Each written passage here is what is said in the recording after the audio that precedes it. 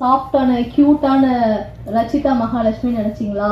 ரச்சிதாடா அப்படின்ற அளவுக்கு ரகடான ஒரு சூப்பரான பர்ஃபார்மன்ஸை கொடுத்துருக்காங்க. இந்த படத்தில் மட்டும் இல்லை, எப்போ அவங்க வந்து வெளித்திரையில் கால் பதிச்சாங்களோ அப்பத்துலேருந்து ஒவ்வொரு படத்துலையும் ஒவ்வொரு விதமான கதாபாத்திரங்கள் தேர்ந்தெடுத்து நடிச்சிட்டு இருக்கீங்க. வாழ்த்துக்கள். ஏன்னா ஒவ்வொரு படத்துலையும் வித்தியாசமான உங்களுடைய நடிப்பை வந்து பார்க்க முடியுது. அந்த வகையில் இந்த படத்துலையுமே எக்ஸ்ட்ரீம்லையுமே சூப்பரான பர்ஃபார்மன்ஸை வந்து நம்ம கொடுத்துருக்காங்க.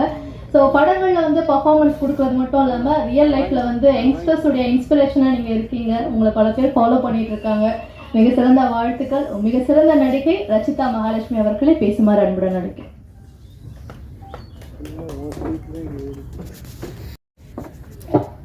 எல்லாருக்கும் வணக்கம். Thank you for this lovely words. Actually ரொம்ப நாள் ஆச்சு யாரோ இந்த மாதிரி பெருமையாக பேசி. ஏன்னா வாழ்த்துறது இப்போல்லாம் ரொம்ப கம்மியாக இருக்குது. ஸோ ரொம்ப தேங்க்யூ.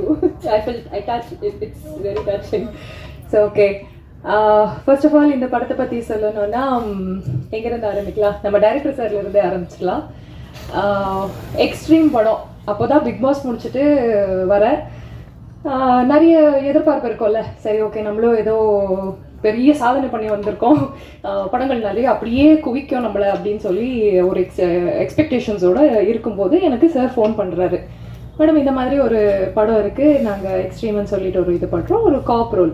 சொல்ல போனால் சாருக்கு என்ன யாருன்னே தெரியாது. அதுக்கப்புறம் தான் நான் வந்து சரவணா மீனாட்சியோட கிளிப்பிங்ஸ் எல்லாம் அனுப்புகிறேன். சார் நான் தான் இது பாருங்கள், நான் ஓரளவுக்கு நடிப்பேன். அப்படியா மேடம், சரி ஓகே அப்படின்னு அதுக்கப்புறம் தான் தெரிய வந்துச்சு அவங்களுக்கு. ஓகே, ஓரளவுக்கு நடிக்கிறாங்க இவங்கன்னு சொல்லிட்டு. ஸோ லுக் டெஸ்ட் எல்லாம் பண்ணணும் அப்படின்னு சொல்லிட்டு எனக்கும் நிறைய மெனக்கட்டு.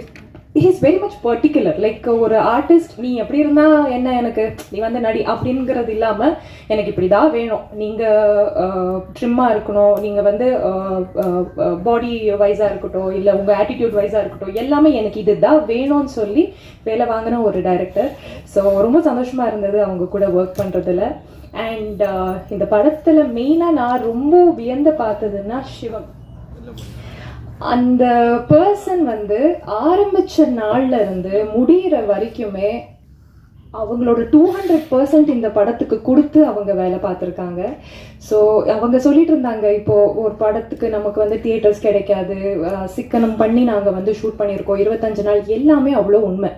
எங்கெங்கே செலவு பண்ணணுமோ அங்கங்கெல்லாம் எவ்வளோ வேணுமோ அவ்வளோ மட்டுமே செலவு பண்ணி இப்படி ஒரு படத்தை எடுக்கிறது அப்படிங்கிறது வந்து இந்த காலகட்டத்தில் எனக்கு தெரிஞ்சு அவ்வளோ ஈஸியான விஷயம் கிடையாது. ஸோ அந்த விஷயத்தில் சிவம் அண்ட் ராஜ்வேல் சார், நீங்கள் டீமப்பாக இப்படியே இருங்க, இப்படியே ஒரு ப்ரொடியூசர்ஸுக்கு ஒரு நல்ல நல்ல படங்களை கொடுக்கணும்னு நான் வேண்டிக்கிறேன். ஏன்னா அவ்வளோ ஒரு பியூட்டிஃபுல்லாக டீம் அப் பண்ணியிருக்காங்க. அண்ட் ட்ரெய்லர் டீசர்ஸ் பார்க்கும்போது தான் நானே வந்து வாவ் அப்படின்னு நினச்சது வந்து மியூசிக்குன்னு சொல்லுவேன். Phenomenal your, seriously. டீசர் வந்து நான் நிறைய பேருக்கு அனுப்பும்போது கூட எல்லாரும் ஃபஸ்ட்டு சொன்னது மியூசிக்கு தான் டக்குன்னு கேட்சியாக இருக்குது. So you have done a phenomenal work and editing also sir அமேசிங்காக இருக்குது. சத்தியமாக சொல்லணும்னா நான் இந்த படத்தில் நடிக்காமல் இருந்திருந்தாலும் நான் இந்த படத்தை இதே அளவுக்கு நான் வந்து ஃபீல் பண்ணியிருக்க முடியும்னு எனக்கு தோணுது சார். பிகாஸ் இந்த மாதிரி ஒரு எப்படி சொல்கிறது, இவ்வளோ ப்ரொஃபஷ்னலாக இவ்வளோ பேஷனேட்டாக ஒரு படத்தை நீங்கள் எடுத்துகிட்டு அதை வெளியே கொண்டு வர்றதுக்கு எவ்வளோ கஷ்டப்பட்டுட்டு இருக்காங்க அப்படிங்கிறது வந்து ஒவ்வொரு நாளும் நாங்கள் கூட இருக்கிறவங்க தான் பார்த்துட்ருக்கோம். ஸோ இந்த படம் கண்டிப்பாக வெற்றி பெறும் சார். மனமார்ந்து வாழ்த்துறேன். இந்த படம் கண்டிப்பாக வெற்றி பெறும். அண்ட் இங்கே பார்த்துட்டு இருக்கிற எல்லா மீடியாவில் உட்காந்து நிறைய பேர் பார்ப்பாங்க, நிறைய ப்ரொடியூசர்ஸ் பார்த்துட்டு இருப்பீங்க.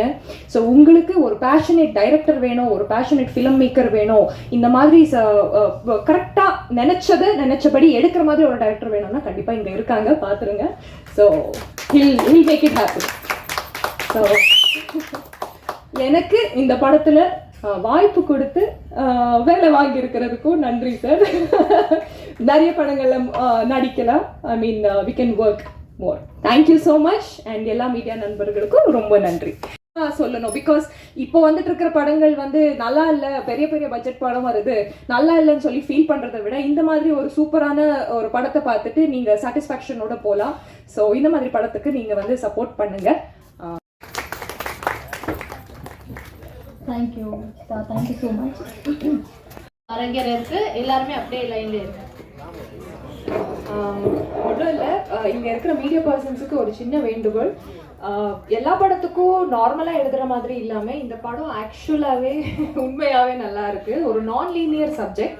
அந்த நான் லீனியர் சப்ஜெக்டை வந்து கொஞ்சம் நீங்கள் எக்ஸாஜரேட் பண்ணி எழுதினாலும் ஓகே, இல்லை நீங்கள் உங்கள் ட்ரெய்லர் பார்த்த உடனே உங்களுக்கு தோணுன விஷயம் நீங்கள் எழுதினாலும் ஓகே. ஏன்னா பெரிய பெரிய படங்கள் வருது நல்லா இல்லைன்னு சொல்லி ஃபீல் பண்ணி போயிட்டு இருக்கீங்க. ஸோ இந்த மாதிரி படம் ரொம்ப பேஷனேட்டாக எடுத்துருக்கிற படம் நல்லா ஓடணுங்கிறது எங்களோட ஆசை. ஸோ முடிஞ்ச அளவுக்கு எங்களுக்கு சப்போர்ட் பண்ணுங்கள். தேங்க்யூ. நிச்சயமா அதை நீங்க பண்ணுவீங்க அப்படின்ற நம்பிக்கையில ஒரு சின்ன கேக் கட்டிங் ஈவெண்ட் இப்போ வந்து நடக்க இருக்கு. அப்படியே கொஞ்ச நேரம் பொறுமையா இருங்க. கேக்லாம் தயாராகவே இருக்கு.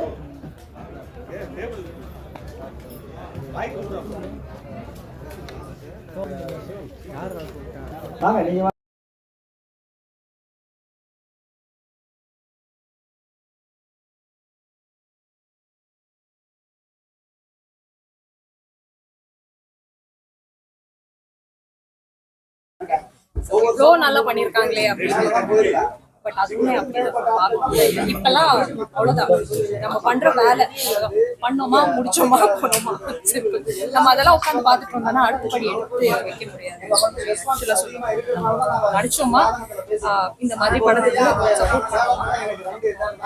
அந்த படத்து டீமோட உங்களுக்கு எந்த பிரச்சனையும் இல்லை, வாக்குவாதமே அந்த மாதிரி இல்லை. இன்ஃபேக்ட் சொல்ல போறேன் அவங்களும் அப்படியே ஒன்றும் கிடையாது. இந்த